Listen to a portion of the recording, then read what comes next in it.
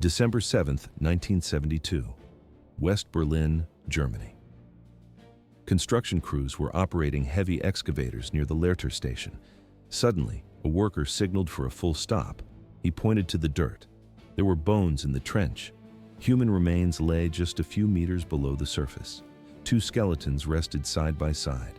They had been buried there for 27 years. The workers noticed something specific. Fragments of blue glass shimmered between the teeth of the skulls. This discovery would end the longest manhunt in modern history. How did the second most powerful man in the Third Reich disappear on the night of May 1, 1945? Why did the world believe for decades that he was hiding in Argentina? Forensic science was about to provide the answer. At first glance, a construction site, but in reality, a crime scene from the fall of Berlin. The man in question was Martin Bormann.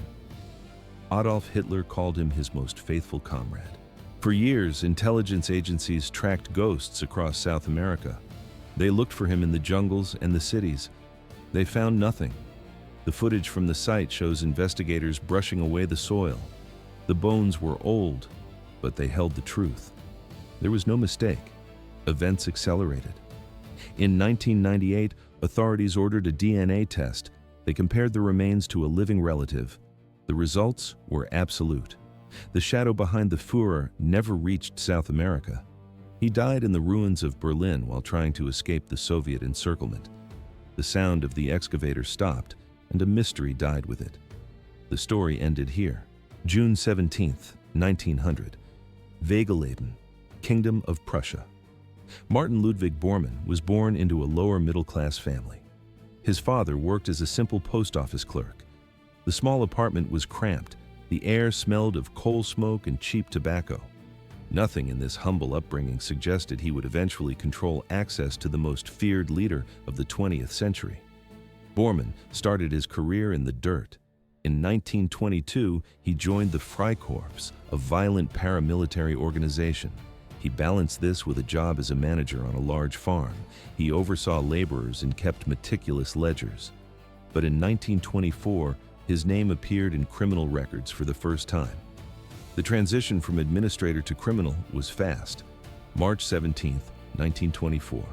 Prussian courts handed Bormann a 1-year prison sentence. He wasn't the trigger man, but he was the accomplice. His partner in the crime was Rudolf Höss, the man who would later command the Auschwitz death camp. The victim was Walter Kadow. The motive was revenge. They believed Kadow had betrayed a Freikorps member to the French authorities occupying the Ruhr district. The execution took place in 1923. On the night of May 31st, Höss, Bormann, and several others dragged Kadow into a dark forest. They used clubs and boots. The sound of heavy blows filled the woods. Kadow was beaten until his skull collapsed. Bormann left prison in 1925. He didn't return to the farm. Instead, he became a relentless bureaucrat for the Nazi Party. He officially joined the NSDAP in 1927. 10 years later, he entered the SS. His first role was in the party's insurance service. It was a modest office job, but Bormann possessed a singular talent. He knew how to turn paperwork into a weapon. He transformed bureaucratic procedures into absolute personal control. He watched the flow of money. He tracked every favor. He waited for his moment to move upward. By 1933, Bormann had secured a position as chief of staff to Rudolf Hess. He managed the leader's private wealth. He bought the villas. He signed the checks. In the footage from this era, Bormann is always in the background, clutching a notebook. He was the man who remembered every detail that others forgot. The records show a rapid ascent through the hierarchy. By 1936, he had made himself indispensable. He controlled the appointments. He filtered the information reaching the top. Without his signature, nothing moved. The humble clerk's son had become the gatekeeper of the Reich. This was the beginning of his absolute grip on power. 10 years in the shadows. This was the location of Martin Bormann's silent and relentless rise to power. He built a massive bureaucratic machine from the ground up. He inserted himself into every possible decision-making process within the Third Reich. He became the indispensable filter between Hitler and the outside world. He looked like a dull insurance clerk with zero charisma. Yet, He managed to outmaneuver every seasoned veteran of the Nazi Party. What was the secret of his power over Hitler? Most people wondered. The answer was simple. He made himself useful by handling the details Hitler hated. The Führer later described Bormann as his most loyal comrade. May 10, 1941. Rudolf Hess, the deputy Führer of Germany, climbed alone into a Messerschmitt aircraft. He flew toward Scotland on an unauthorized peace mission. British forces arrested him immediately upon landing. He spent the remainder of the war in a prison cell. For Nazi Germany, it was a political disaster of the highest order. For Martin Bormann, it was the opportunity of a lifetime. 2 days later, on May 12, 1941, Hitler took action. He appointed Bormann as the head of the party chancellery. On May 29, 1941, a new decree was signed. Bormann officially assumed all the powers previously held by Hess. On April 12, 1943, he received his final title, Secretary to the Führer. At 42 years old, the former insurance employee controlled access to the most powerful man in Europe. The footage shows Bormann always standing a few inches behind the dictator. He is always holding a notepad. He's always listening. Bormann's strategy was simple but devastating. He controlled the guest list. He controlled the reading material. He moved his desk into the anteroom of Hitler's private office. No one could pass him without permission. He processed every single non-military document before it reached Hitler's desk. He wrote the summaries. He highlighted the points he wanted Hitler to see. He kept meticulous records of every conversation and every whim. If Hitler mentioned a problem, Bormann had a solution on paper by the next morning. He became the dictator's external memory. December 1st, 1942. The grip tightened even further. Events accelerated. There was no way to reach the Führer without Bormann's approval. Thus began the reign of the man in the shadows. 42 regions of Germany became Reich defense districts. Martin Bormann took total command. He appointed party leaders as defense commissioners, reporting directly to him. In practice, Bormann controlled every aspect of the civilian war effort. This power extended beyond German borders into every conquered and absorbed territory. This was not just administration, it was total mobilization. The Nuremberg trial records document his direct role in crimes against humanity. The evidence is on paper. May 31, 1941. Bormann signed the decree extending the Nuremberg laws to the occupied eastern territories. This stripped millions of their rights with a single stroke of a pen. Events accelerated. October 9, 1942. Bormann issued a new declaration. He stated that removing Jews from the Greater German Reich through emigration was no longer the goal. The solution was now ruthless force. He ordered their transfer to special camps in the East. This was a direct command for mass murder. Albert Speer, Hitler's chief architect, observed Bormann closely. Speer later wrote that among a circle of ruthless men, Bormann stood out. He was uniquely brutal. He was notoriously coarse. Speer noted Bormann had no interest in culture or refinement. He functioned as a machine. He executed every order Hitler gave without hesitation. The footage shows him always at the Führer's shoulder, notebook in hand. He treated his own staff like livestock. He yelled, he insulted, he demanded absolute submission. Why did Hitler tolerate such a man? At first glance, he was a mere secretary, but in reality, he was the gatekeeper. Hitler admired Bormann's efficiency and his lack of pity. Bormann used this favor to silence any moderate voices in the Nazi regime. He blocked access to the Führer. He isolated Hitler from reality. But what happened when the Red Army reached Berlin? January 16, 1945. Bormann returned to the Führer bunker in Berlin. He stayed by Hitler's side as the Soviet forces closed the circle. The Thousand-Year Reich was collapsing in real time. Soviet divisions moved through the east. They did not stop. The sound of heavy artillery became constant. The air was thick with the smell of smoke and concrete dust.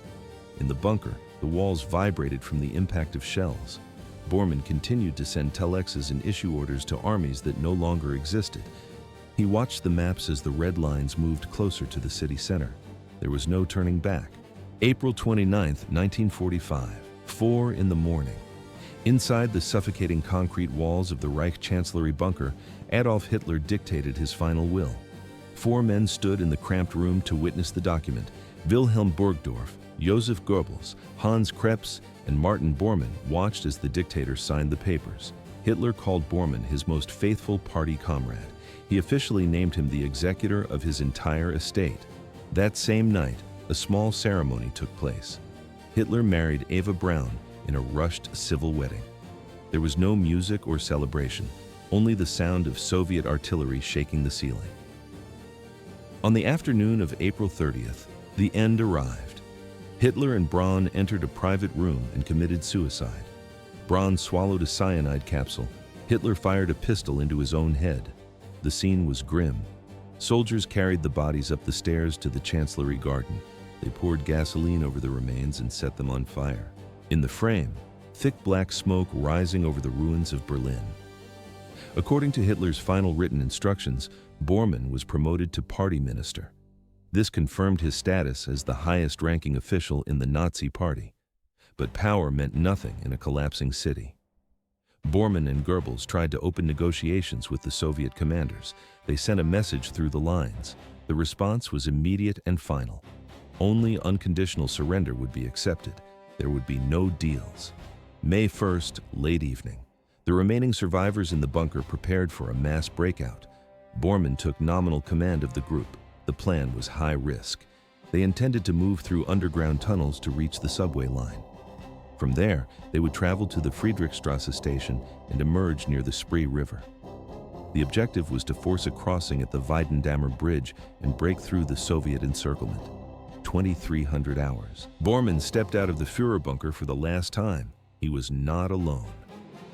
SS Dr. Ludwig Stumpfegger, Hitler youth leader Arthur Axmann, and Hitler's pilot Hans Bauer walked with him. Bormann carried a leather case containing a copy of Hitler's final testament. The sound of heavy machine gun fire echoed through the tunnels.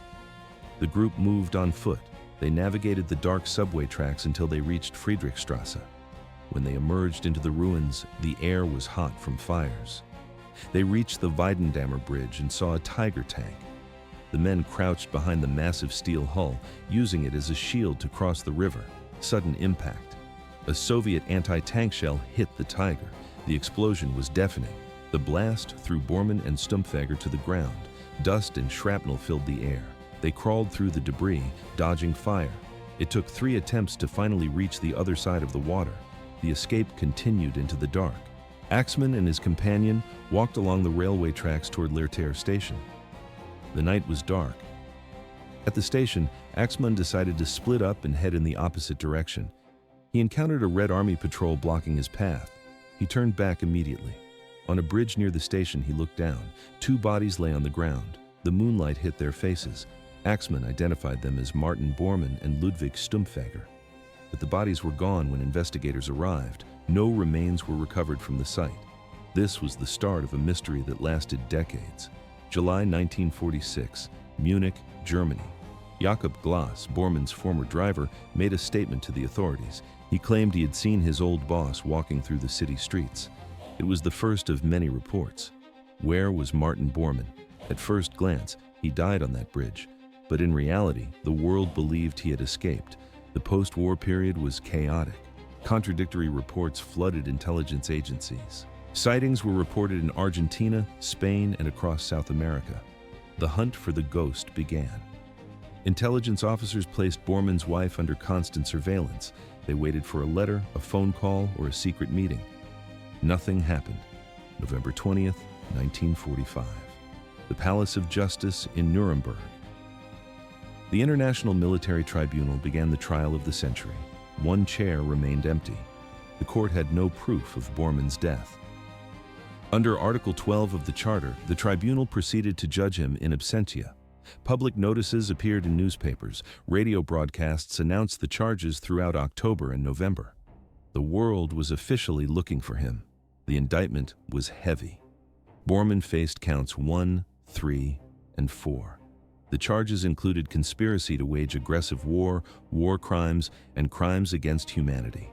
He was not just a bureaucrat. He was a primary architect of the terror.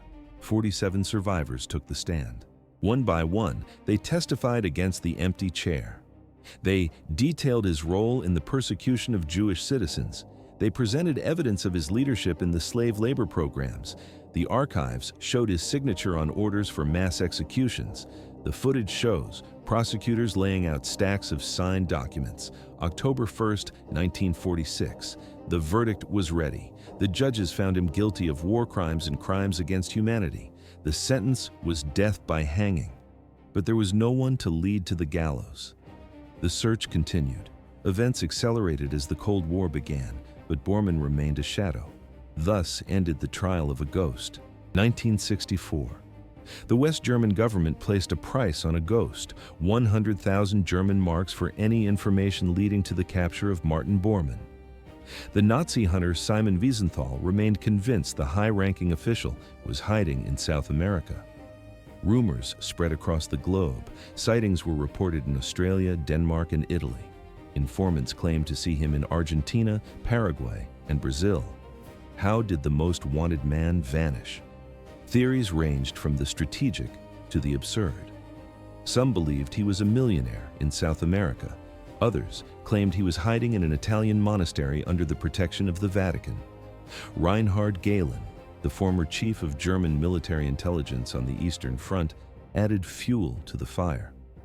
He wrote in his autobiography that Bormann was a Soviet spy. According to Gehlen, Bormann didn't die in Berlin. He escaped to Moscow. At first glance, he was everywhere, but in reality, there was no proof. 1963. A retired postal worker named Albert Krumnoff walked into a police station. He had a story from the final days of the war. He told investigators that around May 8, 1945, Soviet soldiers gave him an order. He and his colleagues had to bury 2 bodies found near a railway bridge at the Lehrter station. Krumnoff provided specific details. One body wore a Wehrmacht uniform, the second body wore only underwear. A colleague searched the second man and found an SS doctor's paybook. The name on the document was Ludwig Stumpfegger. The police took action. In July 1965, teams began digging at the site Krumnoff described. They moved tons of earth. They searched the soil near the railway tracks. They found nothing. The excavation was a failure. The German government released a statement. Berlin was a graveyard. The city was filled with thousands of undocumented burial sites and mass graves from the final siege. One specific body was impossible to locate. December 13, 1971. West Germany officially ended the search for Martin Bormann. The case was closed. Jewish human rights groups and Nazi hunters immediately protested the decision. They viewed it as a surrender. They refused to stop the hunt. But for the authorities, the trail was dead. It seemed the mystery of Martin Bormann would remain unsolved forever. Then, the situation changed. Construction workers began digging in a new area. December 7, 1972. Tools struck something hard in the Berlin soil. They uncovered human remains. The story reached its final chapter.